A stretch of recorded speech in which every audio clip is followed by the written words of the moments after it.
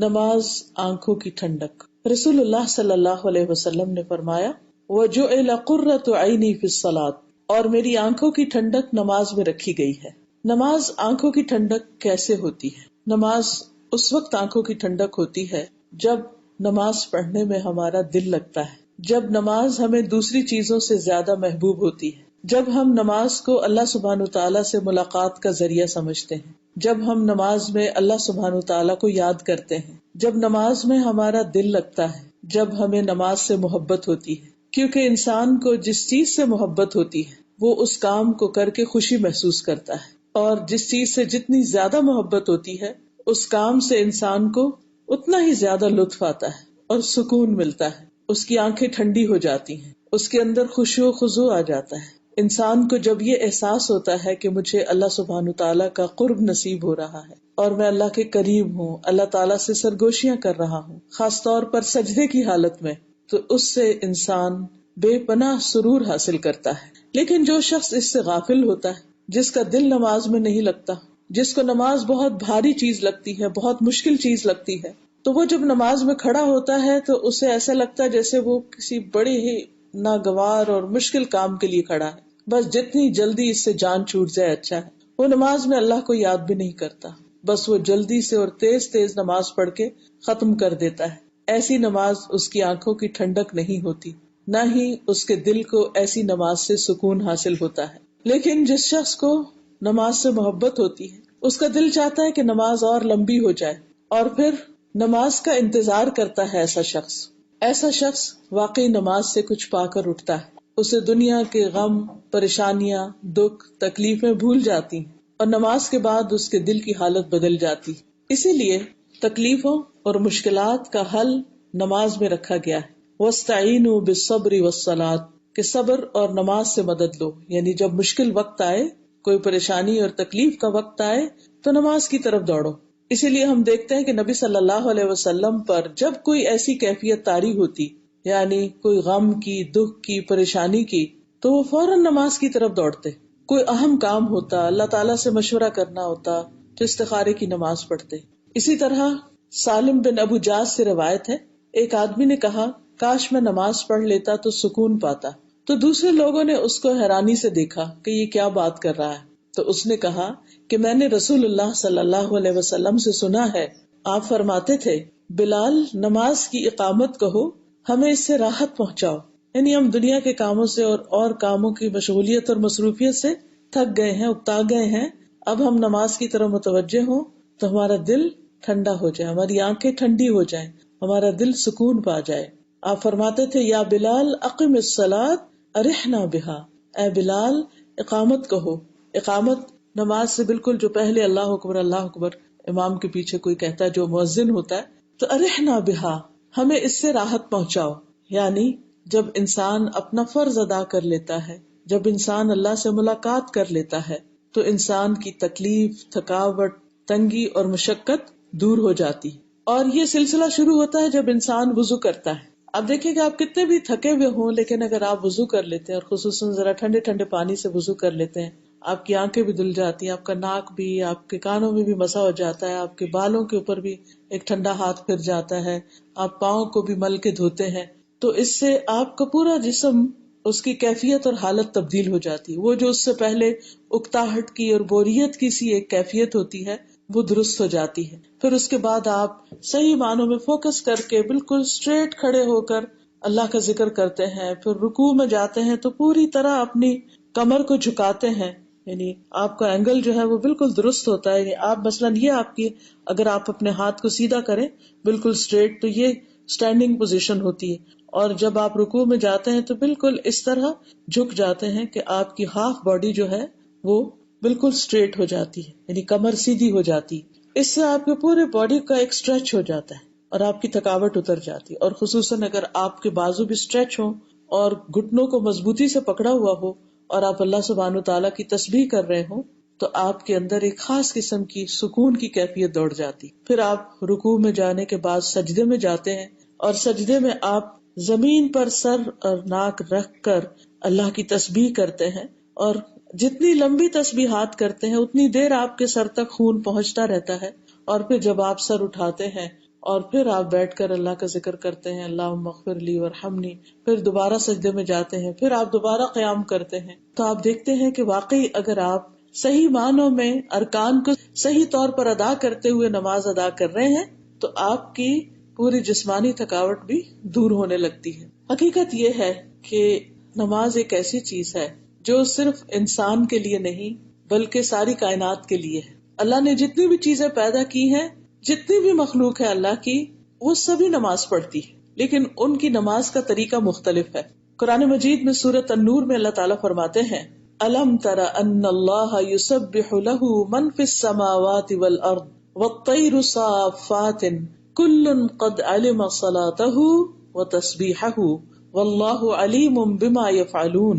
کیا تم دیکھتے نہیں کہ آسمانوں اور زمین میں جو کچھ ہے اور فضا میں پر پھیلائے ہوئے پرندے بھی، یہ سبھی اللہ کی تسبیح کر رہے ہیں، ہر چیز اللہ کی تسبیح کر رہی۔ یا آپ اپنے سامنے اگر درختوں کی شاخیں دیکھیں، پتے، پھر اسی طرح چلتی ہوائیں، اور رات کو آسمان پر جو ستارے ہیں، سیارے ہیں، زمین پر جو کچھ ہے، حتیٰ کہ پرندے جو فضا میں اڑ رہے ہیں، فرمایا یہ سب اللہ کی تسبیح کر رہے ہیں۔ کلن قد علم صلاتہ، ہر مخلوق کو اپنی نماز و تسبیحہ اور تسبیح کا طریقہ معلوم ہے، یعنی ان بلٹ ہے، پروگرامڈ ہے وہ کہ انہوں نے کس طرح نماز ادا کرنی اور کیسی تسبیح کرنی ہے، اور جو کچھ وہ کرتے ہیں اللہ سب کچھ جانتا ہے۔ اسی طرح انسانوں کو سب سے پہلی عبادت کا جو حکم دیا گیا یا عبادات میں جو پہلا حکم دیا گیا وہ نماز ہی کا ہے۔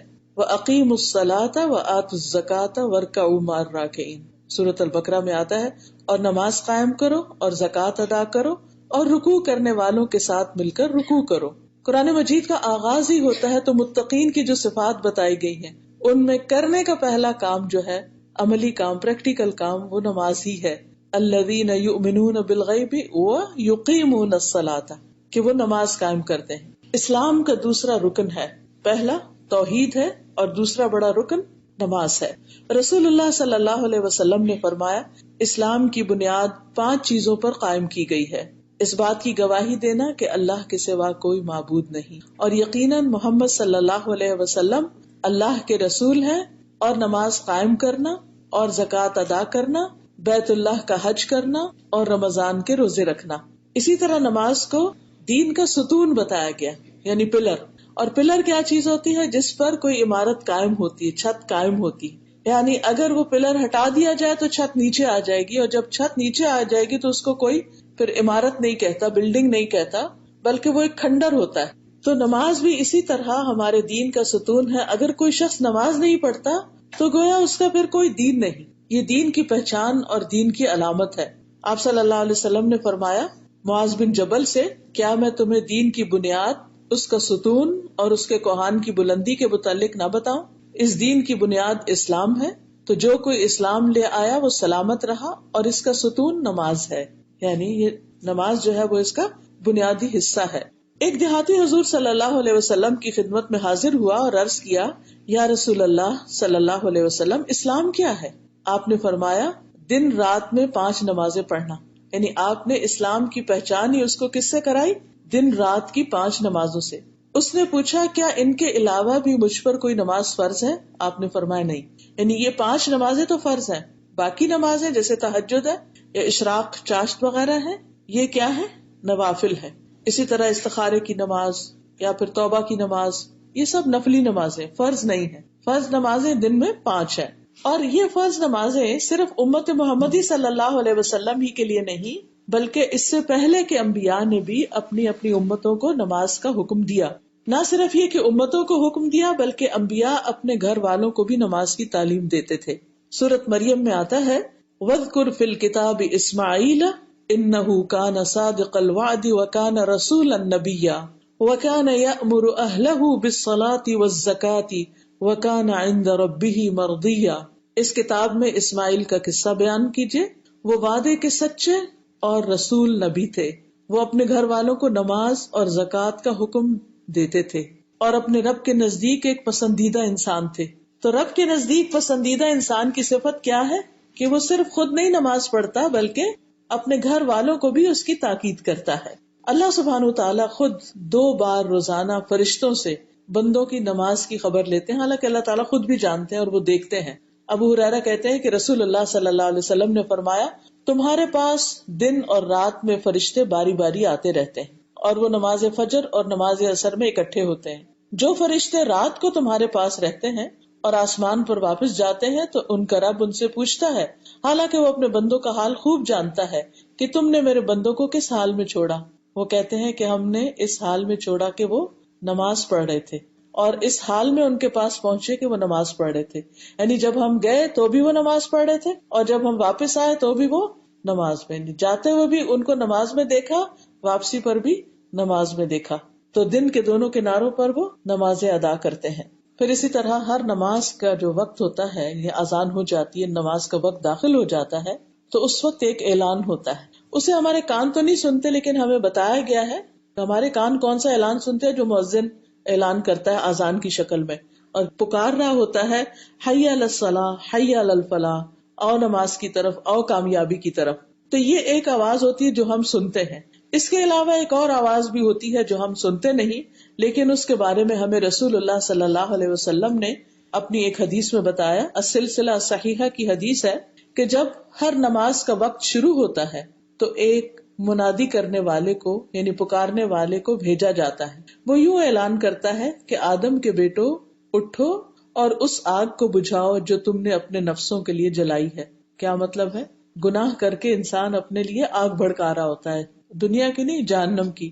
تو وہ کھڑے ہوتے ہیں اور وضو کرتے ہیں تو ان کی آنکھوں سے گناہ جھڑ جاتے ہیں. جب وہ نماز پڑھتے ہیں تو اس نماز اور پچھلی نماز کے بیچ میں ہونے والے جو گناہ ہیں وہ بخش دیے جاتے ہیں.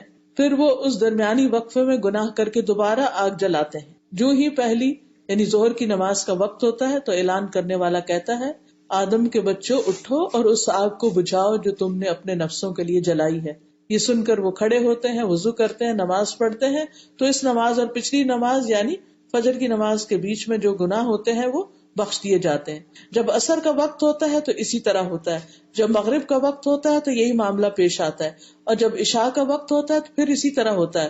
جب لوگ سوتے ہیں تو وہ بخشے ہوئے سوتے ہیں اور اگر رات کو ان کی ڈیتھ ہو جائے, جیسے کہ کئی کیسز میں آپ نے سنا ہوگا کہ کوئی شخص رات کو سویا اور اٹھا ہی نہیں, یعنی رات کو سوتے ہیں اور اگر فوت ہو جائے تو وہ بخشش کی حالت میں سوتے ہیں. پھر آپ نے فرمایا بعض لوگ بھلائی کی حالت میں رات گزارنے والے ہیں اور بعض شر میں لتھڑ کر یعنی گندے ہی سو جاتے ہیں, گناہوں کے ساتھ ہی سو جاتے ہیں. اور وہ کون ہوتے ہیں؟ جو عشاء کی نماز نہیں پڑھتے.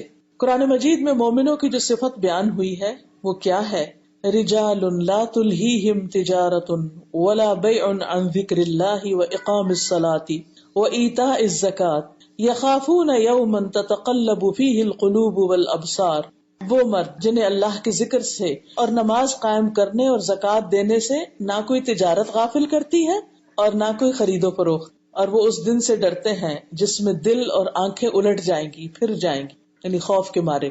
اب دیکھیں کہ خواتین کے بھی گھروں کے بہت کام ہوتے ہیں لیکن مرد جو بزنس کاروبار وغیرہ کرتے ہیں, جاب وغیرہ کرتے ہیں, تو بعض اوقات وہ اتنے مصروف ہوتے ہیں یا عین اس وقت کسٹمر آ جاتے ہیں یا عین اس وقت کوئی بڑی امپورٹنٹ میٹنگ آ جاتی ہے یا بہت امپورٹنٹ کال آ جاتی ہے جس کی وجہ سے وہ نماز ڈیلے کر دیتے ہیں یا پھر بعض اوقات پڑھتے ہی نہیں یا انہیں ہوش ہی نہیں ہوتی کہ نماز ادا کرنی. لیکن اللہ سبحانہ وتعالیٰ نے ایمان والے بندوں کی صفت کیا بتائی ہے کہ انہیں نہ کوئی تجارت غافل کرتی ہے, کوئی بزنس ڈیل, اور نہ کوئی خرید و فروخت. یعنی وہ خود بھی ایسے وقت میں شاپنگ نہیں کرتے, جا کے ایسے وقت میں بازاروں میں نہیں گھومتے, بلکہ انہیں اپنی نماز کی فکر ہوتی ہے. اس لیے اگر ہمیں کسی مجبوری کی وجہ سے ایسے وقت میں نکلنا ہی پڑے گھر سے باہر تو جو ہی نماز کا وقت آئے پھر سب کام چھوڑ کر نماز ادا کی جائے. اور اگر ہم گھر کے اندر بھی ہیں تو خواتین بعض اوقات کوکنگ کر رہی ہیں تو کہتی ہیں بس تھوڑا سا رہ گیا, تھوڑا سا اگر میں نے چھوڑ دیا تو جل جائے گا یا کچھ نہیں. آپ اب چولہے کی آنچ دھیمی کر دیں اور ٹائم جب آپ کو پتا ہے نماز کس وقت داخل ہوتی ہے تو کوکنگ ٹائم رکھیں ہی ایسا کہ نماز کے ٹائم داخل ہونے تک آپ اپنے کام سے فارغ ہو جائیں. یعنی کچھ کام ٹائم کی مینجمنٹ اس طرح کریں کہ نماز کو ڈیلے نہ ہو. اسود کہتے ہیں میں نے عائشہ رضی اللہ عنہ سے پوچھا کہ نبی صلی اللہ علیہ وسلم اپنے گھر میں کیا کیا کرتے تھے. انہوں نے کہا کہ نبی صلی اللہ علیہ وسلم اپنے گھر کے کام کاج یعنی گھر والوں کی خدمت کرتے تھے. یعنی گھر کا کام اگرچہ عورت کی بنیادی ذمہ داری ہے لیکن اگر مرد حضرات ساتھ مدد کرتے ہیں تو یہ نبی صلی اللہ علیہ وسلم کی سنت ہے, یہ بھی ایک سنت ہے. تو بعض اوقات خواتین مردوں کا باہر ہاتھ بٹاتی ہیں, جاب کرتی ہیں, کام کرتی ہیں. تو اسی طرح مرد حضرات کو بھی واپس آ کر گھر کے کام کاج میں خواتین کی مدد کرنی چاہیے، کیونکہ حضرت عائشہ کی گواہی یہی ہے کہ نبی صلی اللہ علیہ وسلم گھر میں اپنے گھر والوں کی مدد کرتے تھے، گھر کا کچھ کام کاج کرتے تھے، اور جب نماز کا وقت ہوتا تو فوراً کام چھوڑ کر نماز کے لیے چلے جاتے تھے، پھر کام میں نہیں لگے رہتے تھے۔ اس سے ہمیں کیا بات پتہ چلتی، اس سے کیا دلیل ملتی ہے کہ جب نماز کا وقت ہو جائے تو پھر کام کاج چھوڑ دیے جائیں۔ خصوصاً مردوں کو جیسے جماعت سے نماز پڑھنا ہوتی ہے، خواتین تو اگر چلے کوئی کام شروع کیا ہوا ہے اور اگر 5-10 منٹ میں ختم ہونے والا ہے تو 5-10 منٹ کے بعد پڑھ لیں، لیکن اگر کوئی کام 1-2 گھنٹے میں ختم ہونے والا ہے اور نماز بالکل اپنے آخری ٹائم پر آ جائے گی تو اس صورت میں پہلے نماز ادا کی جائے اور پھر اپنے کام کو کنٹینیو کیا جائے، تبھی نماز آنکھوں کی ٹھنڈک ہو سکتی ہے۔ ورنہ جو نماز ڈیلے کر کے پڑھی جائے تو اس میں تو انسان جلدی جلدی پھر پڑھ رہا ہوتا ہے اور اس کے دل پہ کوئی بھی بات اثر نہیں کرتی، یعنی اس کو خوشی نہیں ہوتی پھر اس نماز سے۔ پھر آپ دیکھیے کہ صرف کام کاج نہیں بلکہ اگر کوئی بیماری ہو تو اس صورت میں بھی انسان کو نماز ادا کرنے کی طرف توجہ رکھنی چاہیے۔ عمران بن حسین کہتے ہیں کہ مجھے بواسیر کا مرض تھا، پائلز سے، تو میں نے نبی صلی اللہ علیہ وسلم سے نماز کے بارے میں دریافت کیا۔ آپ نے فرمایا کھڑے ہو کر نماز پڑھو، اگر اس کی طاقت نہ ہو تو بیٹھ جاؤ، بیٹھ کر پڑھ لو، اگر اس کی بھی طاقت نہ ہو تو پہلو کے بل لیٹ کر پڑھ لو، کیونکہ بعض بیماریاں ایسی ہوتی ہے کہ جن میں بیٹھنے میں بھی بڑی دقت ہوتی ہے، ہو سکتا ہے کہ پائلز میں ان کے لیے بیٹھنا بھی مشکل ہو، تو آپ نے ان کو یہاں تک رخصت دی کہ پھر تم لیٹ جاؤ، سائڈ پر لیٹ کر نماز ادا کر لو، لیکن نماز نہیں چھوڑو۔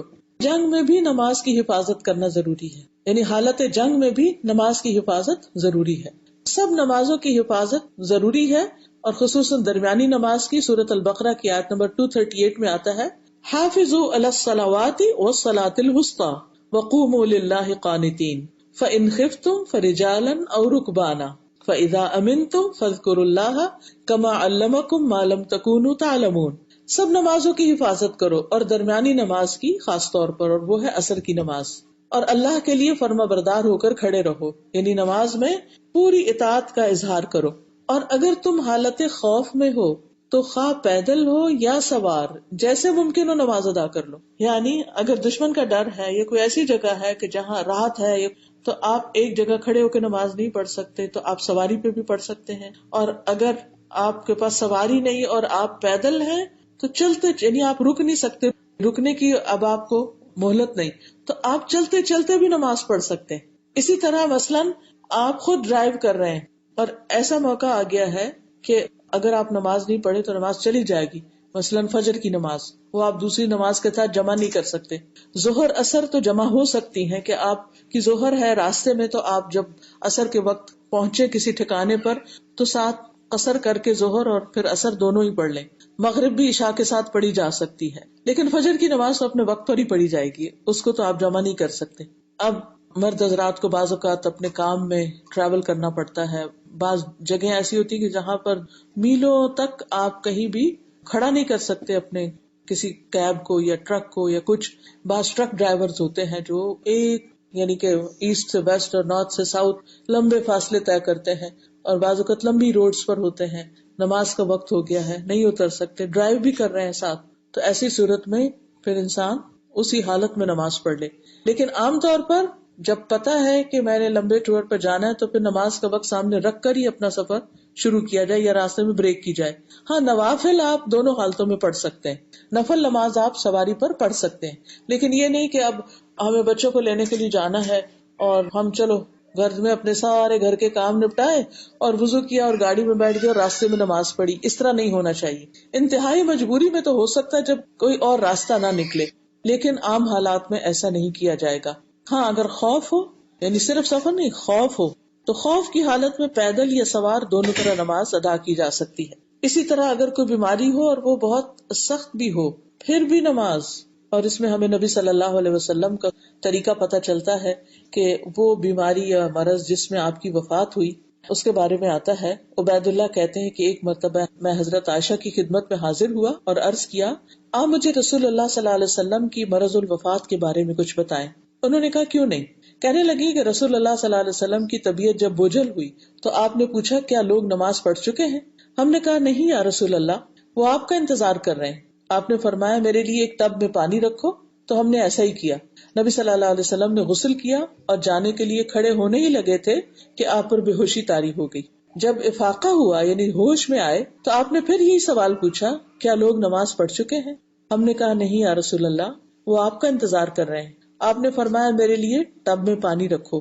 اب آپ جانے کے لیے کھڑے ہونے ہی لگے تھے کہ آپ پر پھر بے ہوشی طاری ہو گئی۔ حضرت عائشہ کہتی ہے کہ لوگ نماز عشاء کے لیے مسجد میں بیٹھے رسول اللہ صلی اللہ علیہ وسلم کا انتظار کرتے رہے تو رسول اللہ صلی اللہ علیہ وسلم نے ابو بکر رضی اللہ عنہ کے پاس پیغام بھیجا کہ آپ لوگوں کو نماز پڑھا دیں۔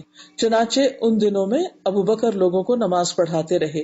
ایک دن نبی صلی اللہ علیہ وسلم کو اپنی بیماری میں کچھ تخفیف یعنی ہلکا محسوس ہوا کہ اب میں کچھ ٹھیک ہوں، تو آپ ظہر کی نماز کے لیے دو آدمیوں کے درمیان نکلے، یعنی رائٹ اور لیفٹ دو لوگ تھے جن کے کندھوں پہ سہارا لے کر آپ نماز کی طرف گئے، جن میں سے ایک عباس رضی اللہ عنہ تھے۔ ابو بکر رضی اللہ عنہ نے جب نبی صلی اللہ علیہ وسلم کو دیکھا تو پیچھے ہٹنے لگے، تو آپ صلی اللہ علیہ وسلم نے انہیں اشارہ کر دیا کہ پیچھے نہ ہٹے، اور اپنے ساتھ آنے والے دونوں ساتھیوں کو حکم دیا تو انہوں نے نبی صلی اللہ علیہ وسلم کو ابو بکر کے پہلو میں بٹھا دیا۔ ابو بکر کھڑے ہو کر نماز پڑھتے رہے اور رسول اللہ صلی اللہ علیہ وسلم بیٹھ کر نماز پڑھنے لگے۔ تو آپ دیکھیے کہ آپ نے سخت بیماری کی حالت میں بار بار بے ہوشی طاری ہونے کے باوجود بھی جب آپ کو ہمت ہوئی تو آپ مسجد بھی تشریف لے گئے۔ کھڑے ہو کر نہیں پڑھ سکتے تھے تو بیٹھ کر نماز پڑھی، لیکن نماز ادا کی۔ اب آپ دیکھیے کہ امت کے پاس کیا کوئی جواز باقی رہ جاتا ہے کہ وہ آرام سے گھروں میں ہوتے ہوئے، یعنی کہ ساری سہولتیں ہوتے ہوئے، گاڑیوں کے ہوتے ہوئے، صحت کے ہوتے ہوئے پھر وہ نماز ادا نہ کریں اور بیٹھ کے یا ٹی وی دیکھتے رہیں، یا اب تو ٹی وی بھی کم ہو گیا ہے، عموماً لوگ اپنے گیجٹس پر بیٹھے رہتے ہیں اور نمازوں پہ نمازیں چلی جاتی ہیں۔ نبی صلی اللہ علیہ وسلم کے دنیا سے جاتے ہوئے آخری الفاظ کیا تھے؟ آپ سب جانتے ہیں کہ آپ کی آخری وصیت یہ تھی کہ نماز نماز اور اپنے غلاموں کے ساتھ اچھا سلوک کرنا، یعنی حقوق العباد میں غلاموں کے ساتھ اچھا سلوک، کمزور لوگوں کے ساتھ، اور اللہ کے حقوق میں سے نماز کی ادائیگی۔ کہتے ہیں کہ آپ بار بار یہی کہہ رہے تھے، نماز نماز اور اپنے غلاموں کے ساتھ اچھا سلوک کرنا۔ عربی کے الفاظ ہیں الصلاۃ الصلاۃ وما ملکت ایمانکم، یہاں تک کہ نبی صلی اللہ علیہ وسلم کا سینہ مبارک کھڑکھڑانے لگا اور آپ کی زبان رکنے لگ گئی۔ تو آخری بات، آخری الفاظ جو آپ نے دنیا سے جاتے ہوئے کہے اور جس کی آپ نے امت کو تاکید کی، وہ کیا تھی؟ نماز۔ اب آپ دیکھیں کہ قیامت کے دن بھی پہلا سوال، پہلا حساب کس چیز کے بارے میں ہوگا؟ نمازوں کے بارے میں ہوگا۔ نبی صلی اللہ علیہ وسلم نے فرمایا قیامت کے دن بندے کا سب سے پہلے نماز کا حساب ہوگا۔ اگر یہ درست ہوئی تو اس کے باقی اعمال بھی درست ہوں گے، اور اگر اس میں خرابی آ گئی تو باقی اعمال ان میں بھی بگاڑ آ جائے گا۔ دنیا میں بھی یہی ہوتا ہے، جس سے اس کی نمازیں اپنے وقت پر ہوتی ہیں، صحیح طور پر اللہ کی یاد ہوتی ہے، وہ اپنے ساتھ ساتھ گناہوں سے معافی مانگتا چلا جاتا ہے، تو اس کی باقی ساری چیزیں بھی اچھی ہونے لگتی۔ لیکن اگر نماز ٹھیک نہیں تو اللہ کا ڈر ہی نہیں، ذمہ داری کا احساس ہی نہیں، طہارت کا احساس ہی نہیں، پھر انسان نہ صرف یہ کہ گناہوں کے گندگی سے لتڑا ہوا ہوتا ہے بلکہ جسمانی طور پر بھی، یعنی نجاست سے بعض اوقات لتڑا ہوا ہوتا ہے، اس کو پرواہ نہیں ہوتی کہ اس نے وضو کرنا ہے یا اس نے اپنے آپ کو دھونا اور صاف کرنا ہے۔ تو جہاں تک قیامت کے دن کا سوال ہے تو نبی صلی اللہ علیہ وسلم نے فرمایا، اور یہ حدیث ابو داؤد کی ہے، کہ قیامت کے روز لوگوں کے اعمال میں سے جس عمل کا سب سے پہلے حساب ہوگا وہ نماز ہوگی۔ ہمارا رب عز و جل فرشتوں سے فرمائے گا، حالانکہ وہ پہلے ہی خوب جاننے والا ہے، میرے بندے کی نماز دیکھو، کیا اس نے اس کو پورا کیا ہے یا اس میں کوئی کمی ہے؟ چنانچہ اگر نماز کامل ہوئی تو پوری کی پوری لکھ دی جائے گی، اور اگر اس میں کوئی کمی ہوگی تو اللہ تعالیٰ فرمائے گا کہ دیکھو کیا میرے بندے کے کچھ نوافل بھی ہیں، اگر نفل ہوئے تو وہ فرمائے گا کہ میرے بندے کے فرضوں کو اس کے نفلوں سے پورا کر دو، یعنی فرض میں کمی ہے تو نوافل سے پوری کر دو۔ پھر اسی انداز سے دیگر اعمال بھی لیے جائیں گے، جیسے روزے ہیں تو اس میں اگر فرضوں میں کوئی کمی بیشی ہوئی تو کہا جائے گا کہ نوافل ہیں تو ان سے پورا کر دو۔ زکوٰۃ ہے تو زکوٰۃ کی ادائیگی میں اگر کوئی کمی ہوئی تو کیا حکم ہوگا کہ کوئی نفلی صدقات ہیں تو اس سے اس کمی کو پورا کر دو۔ اسی طرح حج ہے، باقی عبادات، باقی فرائض وغیرہ بھی۔ لیکن آپ دیکھ رہے ہیں ترتیب کہ سب سے پہلا سوال حساب نماز کا ہے، اس لیے ہمیں اپنی زندگی میں سب سے زیادہ امپورٹنس اور ہر چیز سے زیادہ پرائرٹی کس چیز کو دینی چاہیے؟ نماز کو۔ باقی ساری چیزیں اس کے اراؤنڈ ہونی چاہیے، یعنی کہ باقی سارے کام پہلے اور پھر نماز کو کہیں ادھر ادھر فٹ کر لیا، ایسے نہیں ہونا چاہیے۔ نماز پڑھنے کے فائدے بھی بہت ہیں، دنیا میں اور آخرت میں۔ آخرت میں تو ہے ہی ہے، کیونکہ اس سے انسان کو کامیابی کے راستے ملیں گے. لیکن دنیا میں بھی نماز جو ہے یہ دراصل اللہ کی یاد کا ذریعہ ہے. قرآن مجید میں آتا ہے اننی انا اللہ لا الہ الا انا فاعبدنی واقم الصلاۃ لذکری، بے شک میں ہی اللہ ہوں. جب موسیٰ علیہ السلام کو اللہ سبحانہ تعالیٰ نے پکارا اور ان سے کلام کر رہے تھے، میرے سوا کوئی معبود نہیں، سو میری عبادت کرو اور میری یاد کے لیے نماز قائم کرو. اگر کوئی شخص دن رات بھی ذکر کرتا رہے اور نماز کی پابندی نہ کرے تو اس کا یہ ذکر کوئی معنی نہیں رکھتا کہ ذکر کا سب سے بڑا طریقہ اور ذریعہ نماز ہی ہے. قرآن مجید میں آتا ہے اقم الصلاۃ ان الصلاۃ تنہی عن الفحشاء والمنکر ولذکر اللہ اکبر. نماز قائم کرو کیونکہ نماز برائیوں اور بے حیائیوں سے روکتی ہے اور اللہ کے ذکر کا سب سے بڑا طریقہ نماز ہی ہے. پھر اسی طرح نماز اللہ سے سرگوشیاں ہیں، راز و نیاز ہے. اب دیکھیں جس سے ہمیں محبت ہوتی ہے نا تو ہم اس کے ساتھ چپ کے باتیں کرتے ہیں. بچہ ہوتا ہے نا، چھوٹا بچہ بھی، تو اسے سب کچھ اپنی ماں میں دکھائی دیتا ہے. سب زیادہ اس کو محبت ماں سے ہی ہوتی ہے. اگر اسے ماں سے دور کے تو رونے لگتا ہے، چیخنے لگتا ہے. اب دیکھا گا کہ وہ آتا ہے اور پھر آ کے ماں کے کان کے ساتھ منہ لگاتا ہے اور اس کے اندر آہستہ آہستہ باتیں کرتا ہے. وہ یہ ظاہر کرتا ہے کہ میں سب سے زیادہ اپنی ماں سے پیار کرتا ہوں. تو ہم بھی کہتے ہیں کہ ہمیں اللہ تعالیٰ سے بڑی محبت ہے. ہر بندہ اس بات کا دعویٰ کرتا ہے، لیکن اس محبت کا ثبوت کہاں سے ملے گا، کیسے ملے گا؟ جب ہم اپنے ایکشن میں کچھ لائیں گے. اور اس کا ثبوت سب سے زیادہ نماز کے اندر ہوتا ہے. اور پھر وہ نماز میں اللہ تعالیٰ سے سرگوشی کیا ہوتا ہے؟ ہلکی ہلکی آواز میں بات کرنا. تو جب نماز بھی ہم پڑھتے ہیں تو ہمیں بالکل منہ بند کر کے نہیں پڑھنا چاہیے کہ ہمارے نہ ہونٹ ہلے نہ زبان ہلے، بلکہ ہلکی ہلکی، اکیلے بھی ہو تو ہلکی ہلکی آواز آنی چاہیے، جس سے پھر کنسنٹریشن بھی بہتر رہتی ہے.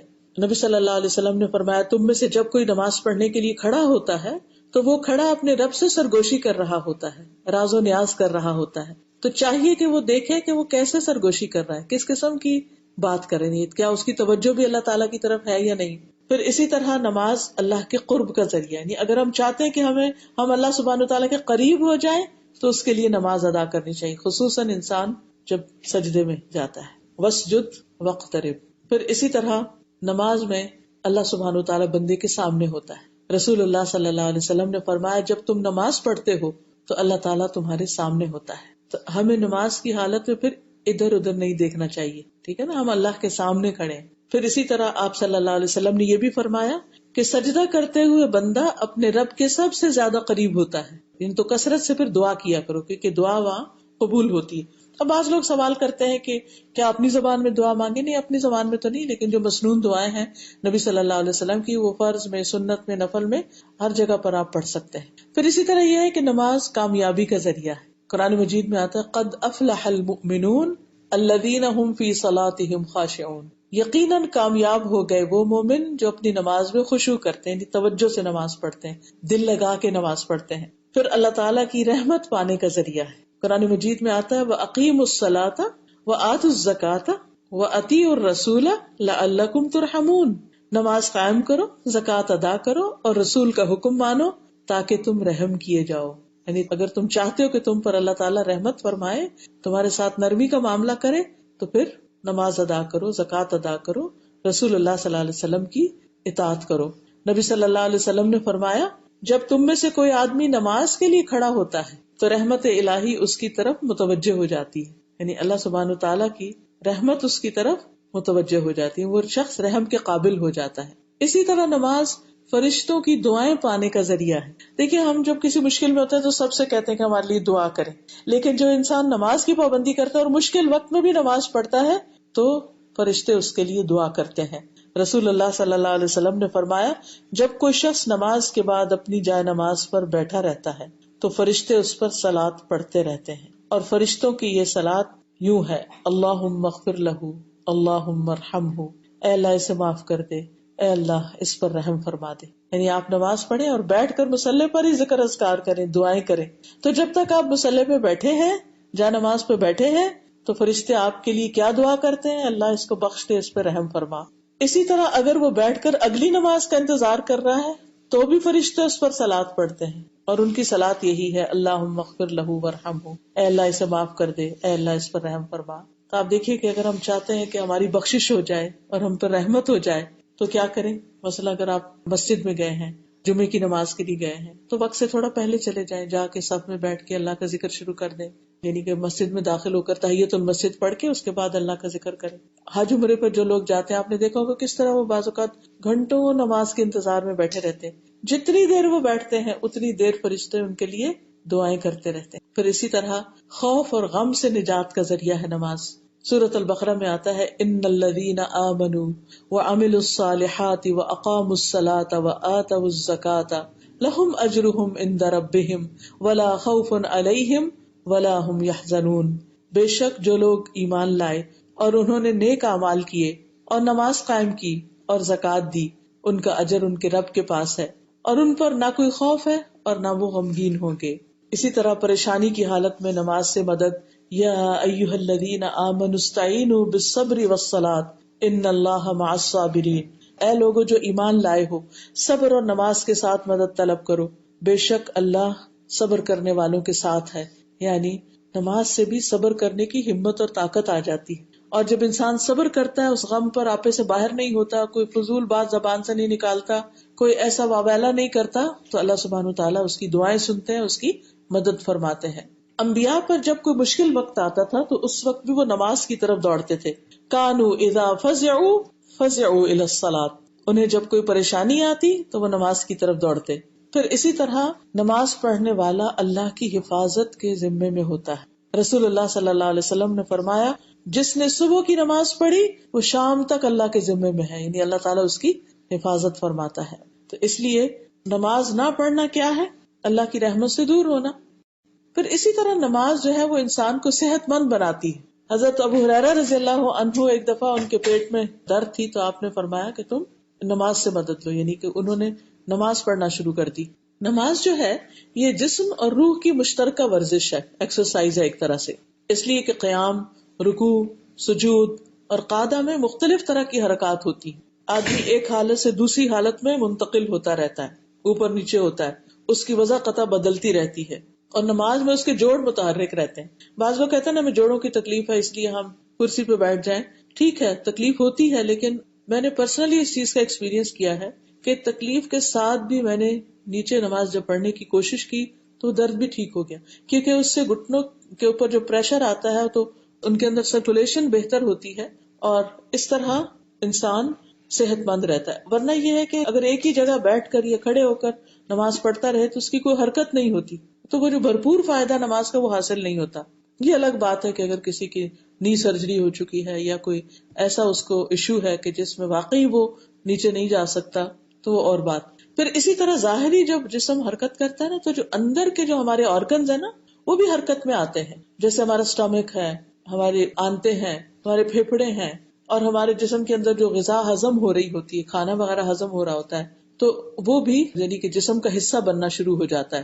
پھر اسی طرح یعنی کہ صحت جو ہے وہ ایمان کی حفاظت اور دنیا اور آخرت کی سعادت کے علاوہ نماز کی ادائیگی سے انسانی جسم کے جو ٹاکسنز ہیں ان میں بھی کمی کرتی ہے. اور یہ چیز بدن کے لیے نہایت مفید ہے، خصوصاً تہجد کی نماز.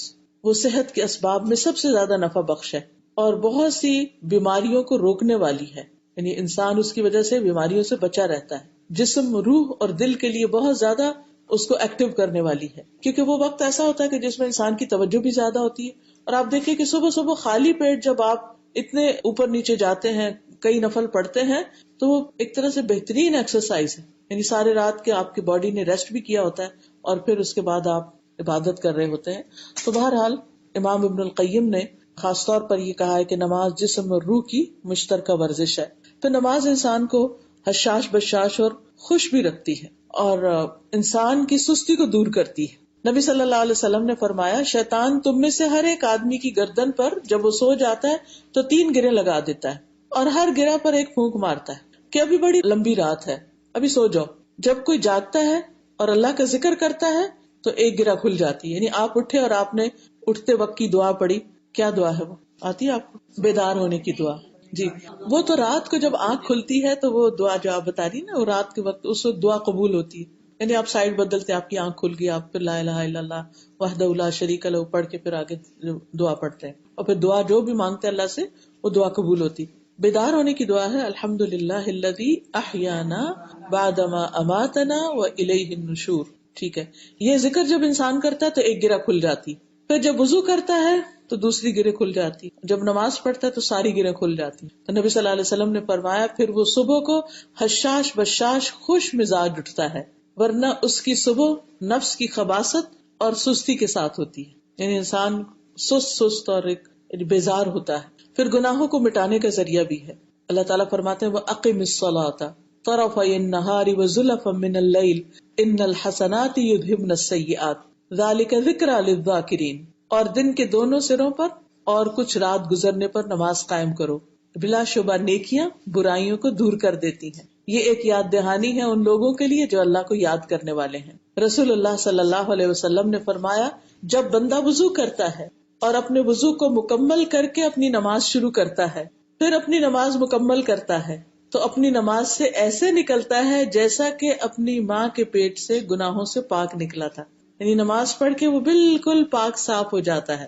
رسول اللہ صلی اللہ علیہ وسلم نے فرمایا مسلمان بندہ جب اللہ کا چہرہ چاہنے کے لیے نماز پڑھتا ہے تو اس کے گناہ اسی طرح جھڑ جاتے ہیں جیسے اس درخت کے یہ پتے جھڑ جاتے ہیں. اور آپ لوگوں کو تو یہ بات سمجھنا کچھ بھی مشکل نہیں، کیونکہ آج کل فال ہے اور پتے جب جھڑتے ہیں ذرا ہوا چلتی ہے اور پتے گر رہے ہوتے ہیں اس طرح جیسے بارش کے قطرے گر رہے ہیں ایک کے اوپر ایک، تو اس وقت سوچا کرے کہ نماز پڑھنے کے بعد بھی اسی طرح سارے گناہ جھڑ کے انسان بالکل صاف ستھرا ہو جاتا ہے. رسول اللہ صلی اللہ علیہ وسلم نے فرمایا بندہ جب نماز کے لیے کھڑا ہوتا ہے اس کے سارے گناہ لاد کر اس کے کندھے پر رکھ دیے جاتے ہیں، جب وہ رکوع یا سجدہ کرتا ہے تو اس سے اس کے گناہ گر جاتے ہیں.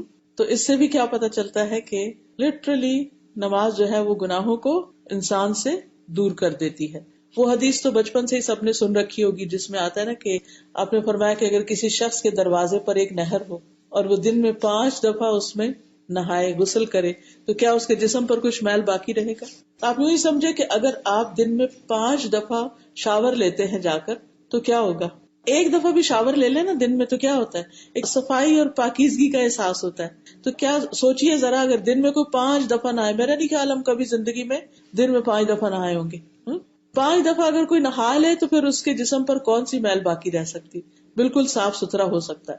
پھر اسی طرح نماز جو ہے وہ انسان کو برائیوں سے روکتی ہے، بے حیائی کے کاموں سے روکتی ہے. ان الصلاۃ تنہا عن الفحشاء والمنکر، رسول اللہ صلی اللہ علیہ وسلم نے فرمایا الصلاۃ نور، نماز نور ہے، یعنی انسان کو نافرمانیوں سے روکتی ہے، بے حیائی اور بری باتوں سے روکتی ہے، صحیح رستے کی طرف رہنمائی کرتی ہے. جیسے روشنی ہوتی ہے نا تو انسان کو پتا چلتا ہے کہ میں نے اس طرف جانا. رات کے وقت اگر آپ گاڑی چلا رہے ہیں اور آپ کی ہیڈ لائٹس نہ آن ہو تو آپ کو رستے کا پتہ نہیں چلے گا.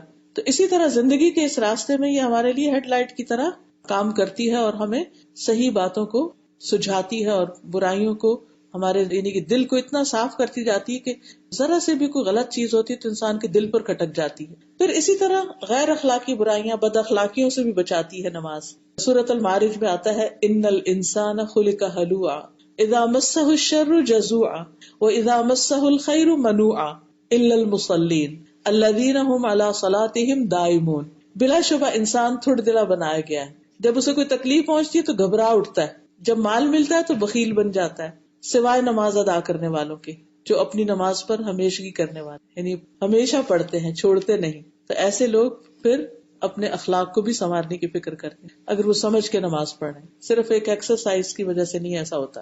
پھر اسی طرح بری صفات انسان سے دور ہوتی ہیں. ایک شخص نبی صلی اللہ علیہ وسلم کے پاس آیا اور کہا کہ فلاں آدمی رات کو تو نماز پڑھتا ہے، صبح چوریاں کرتا ہے.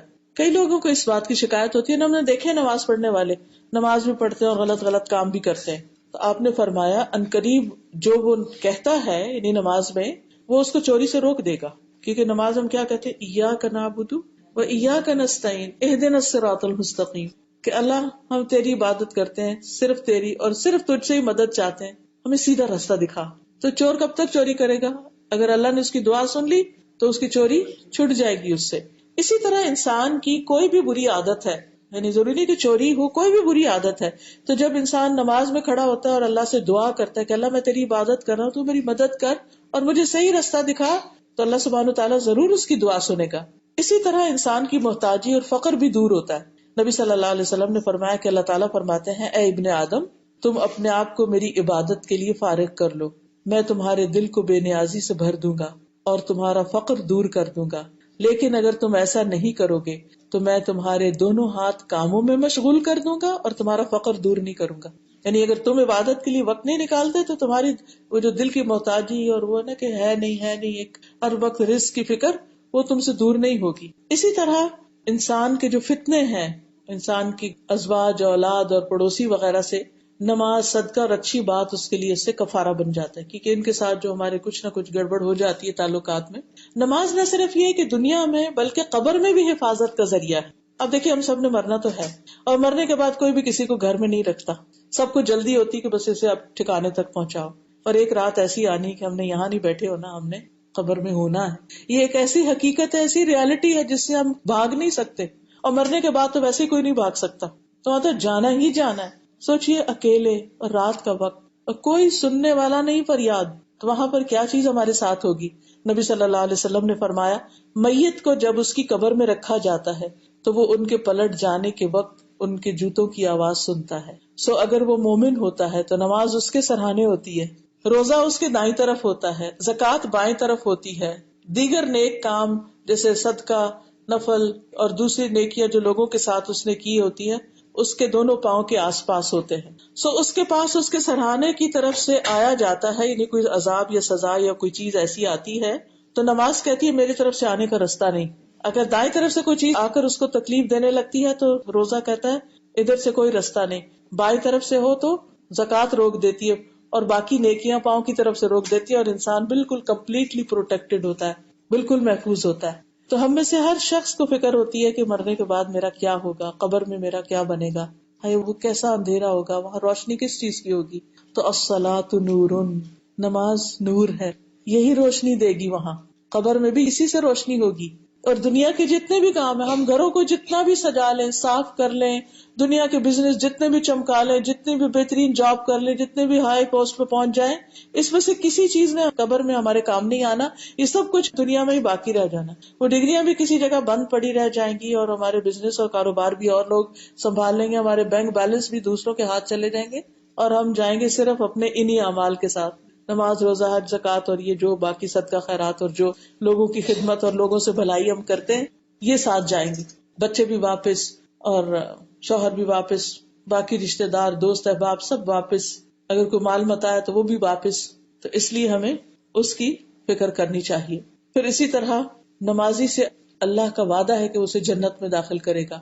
عبادہ بن صامت کہتے ہیں میں نے رسول اللہ صلی اللہ علیہ وسلم کو فرماتے ہوئے سنا اللہ نے اپنے بندوں پر 5 نمازیں فرض کی ہیں، جس نے انہیں ادا کیا اور ان کا حق ہلکا سمجھتے ہوئے ان میں سے کچھ ضائع نہ کیا تو اللہ کا اس کے لیے قیامت کے دن یہ وعدہ ہے کہ اس کو جنت میں داخل فرمائے گا. اور جس نے ان کو ادا نہ کیا اور ان کا حق ہلکا سمجھتے اس میں سے کچھ ضائع کر دیا، یعنی صحیح طریقے پر نماز نہیں پڑھی، تو اللہ کا اس کے لیے کوئی عہد نہیں، چاہے تو عذاب دے چاہے تو معاف کر دے. تو نماز کے رکوع، سجود اور اوقات کا دھیان رکھنا چاہیے. ایسے لوگوں کے لیے جنت کا وعدہ ہے. رسول اللہ صلی اللہ علیہ وسلم نے فرمایا 5 باتیں ہیں جو ان کو ایمان کے ساتھ بجا لایا جنت میں داخل ہوگا. جس نے 5 نمازوں کی حفاظت کی ان کے وضو، رکوع، سجود اور اوقات کے ساتھ. یعنی رکوع بھی جب کرنا ہے تو ٹھہر کے کرنا ہے، یعنی کہ جب آپ رکوع میں گئے تو ایک دم نیچے کر کے اوپر نہیں کہ ایک تسبیح جاتے ہوئے پڑھی اور ایک وہاں اور ایک اٹھ کے پڑھی. یہ آپ نماز کی حفاظت نہیں کر رہے تو یہ نماز بھی حفاظت نہیں کرے گی. تو آپ کو کیا کرنا ہے کہ آپ جب پورے ٹھہر جائیں، جا کے رکوع میں آپ کا جسم ٹھہر جائے تو 3 تسبیحات پڑھیں، پھر کھڑے ہو جائیں اور رک جائیں، ہر جوڑ اپنی جگہ آ جائے اور بالکل آپ ہلنا بند کر دیں. پھر آپ سجدے کے لیے جائیں اور جب سجدے میں چلے جائیں تو وہاں رک جائیں، ٹھہر جائیں، پھر وہاں تسبیحات پڑھ کر اٹھیں، بیٹھیں اور بیٹھ کر جسم سکون میں آ جائے، پھر آپ دوبارہ سجدے میں جائیں اور پھر جب اٹھیں تو پھر سکون کے ساتھ آپ قیام کریں. اور پھر فرمایا کہ جس نے رمضان کی روزے رکھے، بیت اللہ کا حج کیا اور اگر زاد راہ کی طاقت ہو اور خوش دلی کے ساتھ زکات دی، یعنی خوشی خوشی اللہ کے راستے میں مال دیا، تو ایسے شخص کے لیے جنت کا وعدہ ہے. ایک اور جگہ پر آپ نے فرمایا نماز کا ذکر کرتے ہوئے کہ جو شخص اس کی حفاظت کرے گا تو یہ اس کے لیے قیامت کے دن روشنی، دلیل اور نجات کا سبب بن جائے گی. سجدے کی وجہ سے اور وضو کے اعضاء یہ قیامت کے دن چمک رہے ہوں گے. اس کی وجہ سے نبی صلی اللہ علیہ وسلم اپنی امت کو پہچانیں گے. آپ نے فرمایا میں قیامت کے دن اپنے ہر امتی کو پہچان لوں گا. صحابہ نے عرض کیا یا رسول اللہ، مخلوق کے اتنے بڑے ہجوم میں کہ پورے انسان اگلے پچھلے کھڑے ہوں گے، آپ اپنی امت کو کیسے پہچانیں گے؟ آپ نے فرمایا اگر تم کسی استبل میں داخل ہو جہاں گھوڑے باندھے جاتے ہیں، جہاں کالے سیاہ گھوڑے بندھے ہوئے ہوں اور ان میں ایک گھوڑے کی پیشانی یعنی ماتھا اور ٹانگیں روشن اور چمکدار ہوں، سفید ہوں، تو کیا تم دوسرے کالے گھوڑوں میں اس کو پہچان لو گے؟ انہوں نے جواب دیا کیوں نہیں؟ تو آپ نے فرمایا اسی طرح اس دن میری امتیوں کی پیشانیاں، ماتھے سجدوں کی وجہ سے روشن اور وضو کی وجہ سے ان کے اعضاء چمک رہے ہوں گے، بازو چمک رہے ہیں، پاؤں چمک رہے ہیں، چہرہ چمک رہا ہے، جیسے قرآن مجید میں بھی آتا ہے نا سورۃ عبسہ میں، وجوہ یومئذ مسفرہ ضاحکۃ مستبشرہ، کچھ چہرے اس دن روشن ہوں گے، ہنس رہے ہوں گے، خوشخبری پا رہے ہوں گے، یعنی کچھ چہرے اس دن اسمائلنگ ہوں گے، خوش ہو رہے ہوں گے، اور یہ نمازیوں کے چہرے ہوں گے کہ جو اپنی نمازوں کی حفاظت کرتے تھے۔ اسی طرح جو شخص نمازوں کی کثرت کرے گا اسے نبی صلی اللہ علیہ وسلم کا ساتھ ملے گا۔ ربیعہ بن کعب اسلمی سے روایت ہے کہ میں رسول اللہ صلی اللہ علیہ وسلم کے پاس رات گزارتا تھا اور آپ کے استنجا اور وضو کے لیے پانی لاتا تھا۔ آپ نے ایک دن فرمایا مانگو۔ میں نے عرض کیا میں جنت میں آپ کا ساتھ چاہتا ہوں۔ آپ نے فرمایا اس کے علاوہ کچھ اور؟ میں نے عرض کیا بس یہی۔ آپ نے فرمایا پھر اس معاملے میں سجدوں کی کثرت کے ساتھ میری مدد کرو، یعنی نماز زیادہ پڑھا کرو۔ پھر اسی طرح نماز سے درجات بلند ہوتے ہیں۔ قرآن مجید میں آتا ہے سورۃ الانفال میں الذین یقیمون الصلاۃ ومما رزقناہم ینفقون اولئک ھم المؤمنون حقا لہم درجات عند ربہم ومغفرۃ ورزق کریم۔ وہ لوگ جو نماز قائم کرتے ہیں اور اس میں سے جو ہم نے انہیں دیا خرچ کرتے ہیں، یہی لوگ سچے مومن ہیں، انہی کے لیے ان کے رب کے پاس بہت سے درجے اور بڑی بخشش اور باعزت رزق ہے۔ تو درجہ کیا نہیں، ان کے لیولز اونچے سے اونچے ہوتے چلے جائیں گے۔ مادان کہتے ہیں کہ میں صوبان سے ملا تو میں نے ان سے عرض کیا مجھے کوئی حدیث سنائیے، امید ہے اللہ تعالیٰ مجھے اس سے کوئی نفع پہنچائیں گے۔ کہتے ہیں کہ وہ خاموش رہے۔ میں نے دوبارہ ان سے عرض کیا کہ مجھے کوئی حدیث سنائیے، پھر وہ چپ رہے۔ میں نے تیسری دفعہ کہا تو کہنے لگے کہ تم اللہ کے لیے سجدے کیا کرو، کیونکہ میں نے رسول اللہ صلی اللہ علیہ وسلم کو فرماتے ہوئے سنا کہ جو بندہ بھی اللہ کو ایک سجدہ کرے تو اللہ اس سجدے کی وجہ سے اس کا ایک درجہ بلند کر دیتے ہیں اور اس کی ایک خطا معاف کر دیتے ہیں۔ یعنی جس کے سجدے جتنے زیادہ ہوں گے قیامت کے دن اس کا مقام اتنا ہی بلند ہوگا۔ اور بلند ترین جنت کون سی ہے؟ جنت الفردوس، یعنی وہ اس کا پھر مقام ہوگا۔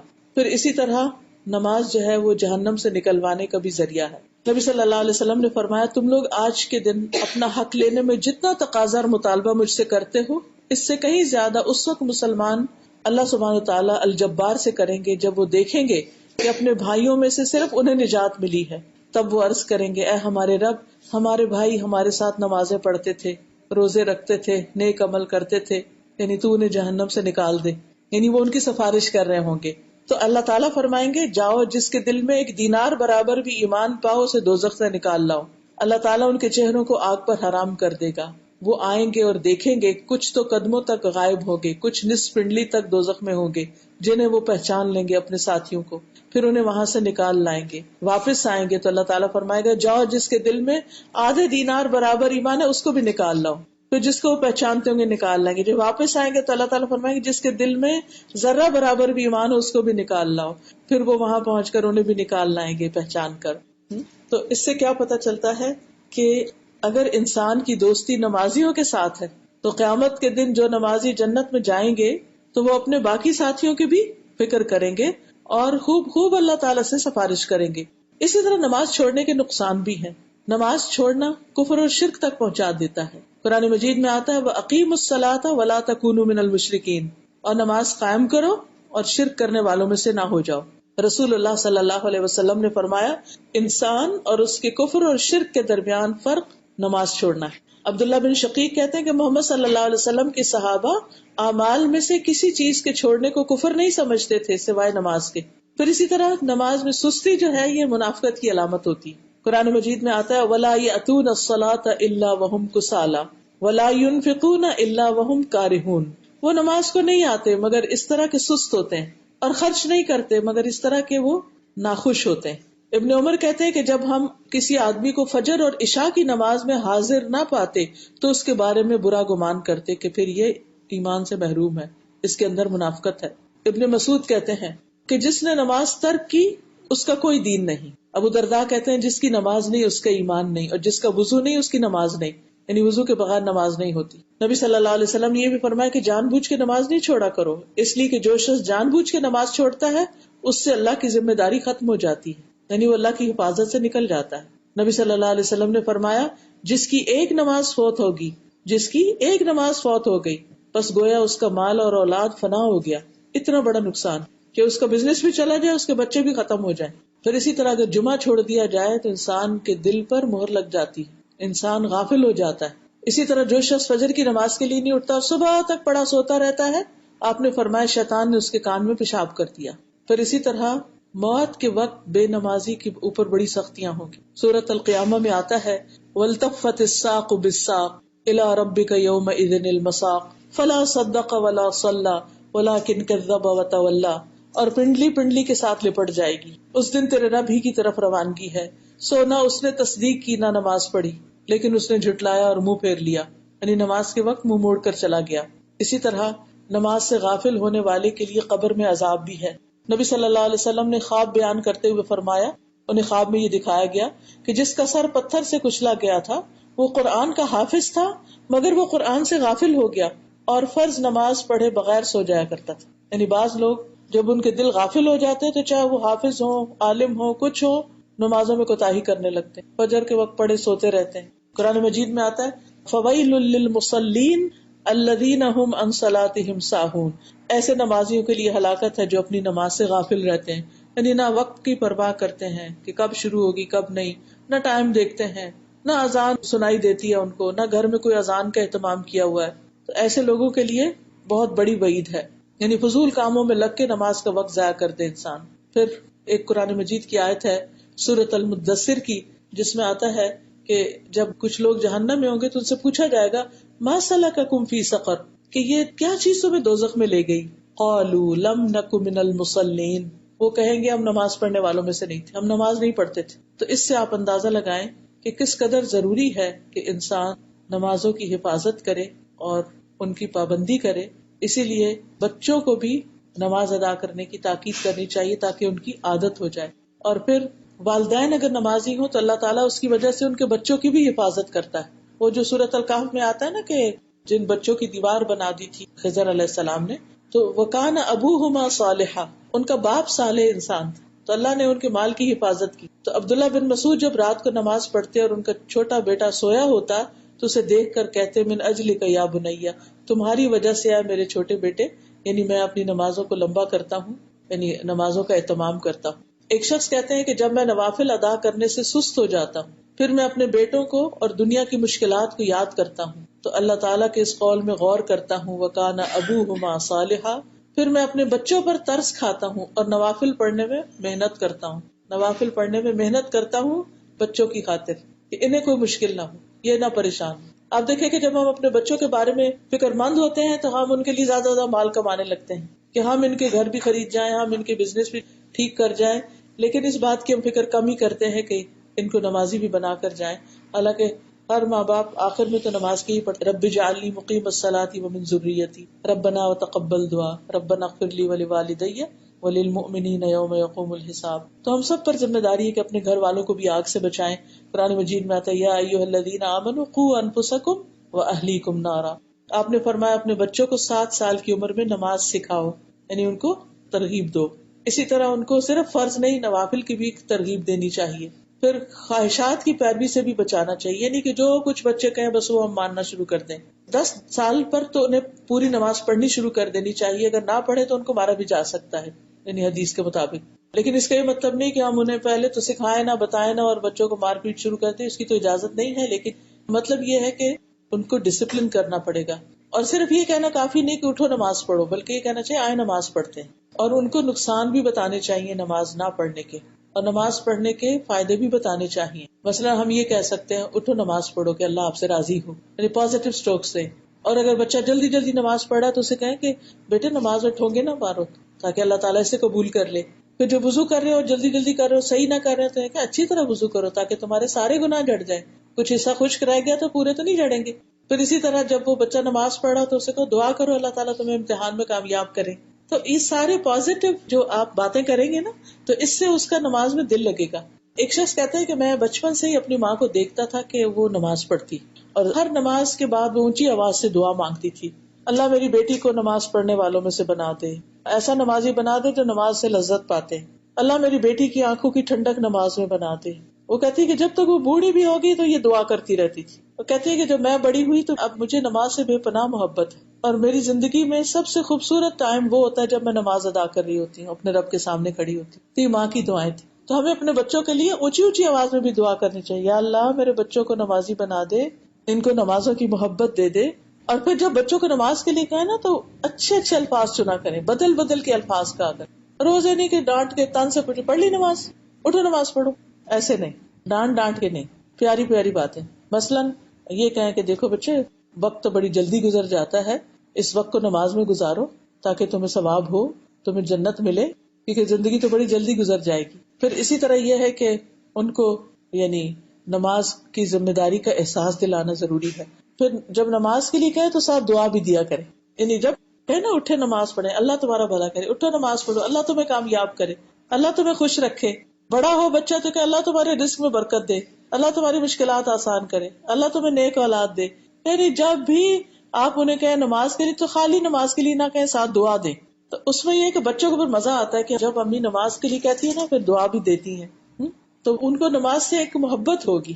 پھر اسی طرح دعائیں بھی کریں کہ اللہ ہمیں اور ہمارے بچوں کو اپنے شکر کی, ذکر کی اور اچھی عبادت کی توفیق عطا کر. اللہ